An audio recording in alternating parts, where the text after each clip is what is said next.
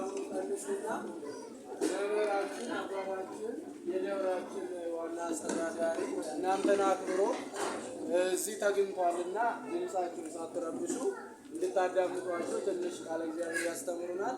አደራችሁ። በስመ አብ አሜን።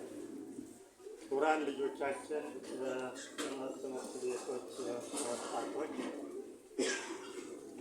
ደብራችን አገልጋዮች፣ ካህናት በዚሁ በዛሬው ዕለት አምላካችን መድኃኒታችን ኢየሱስ ክርስቶስ ትንሣኤውን መታሰቢያ በማድረግ መታሰቢያውን እዚህ መጥታችሁ እንድትመሰክሩ